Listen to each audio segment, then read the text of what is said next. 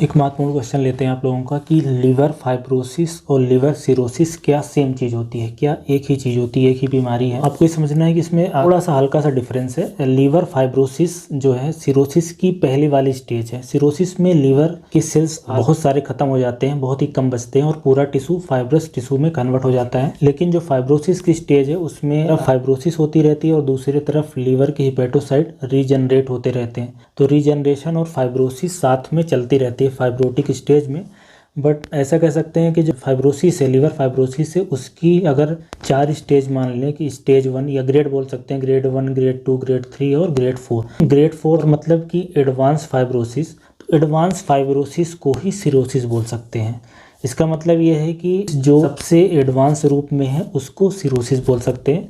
Important बात यह है कि जो अर्ली फाइब्रोसिस है वो रिवर्सिबल है। अगर किसी को अर्ली फाइब्रोसिस में, लीवर फाइब्रोसिस में कोई मरीज डायग्नोसिस बन जाती है उनकी और वो सही इलाज लेते हैं तो उनकी जो बीमारी है काफ़ी हद तक रिवर्स हो सकती है, रुक सकती है। लीवर उनका दोबारा से रीजनरेट हो सकता है। लेकिन सिरोटिक स्टेज में लीवर रीजनरेट नहीं होता, वो ख़त्म हो जाता है वहीं से।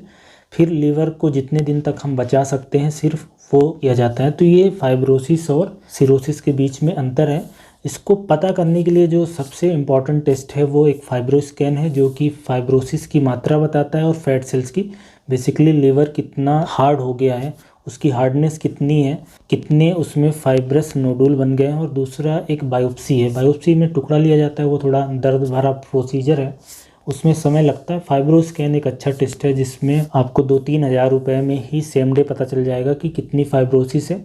उस हिसाब से फाइब्रोसिस है कि रोसिस है उसके बारे में पता कर सकते हैं। और फाइब्रोटिक स्टेज में चूँकि इन्फ्लेमेशन चलता रहता है तो लीवर के एंजाइम SGOT, PT वगैरह ये भी बढ़े मिलते हैं।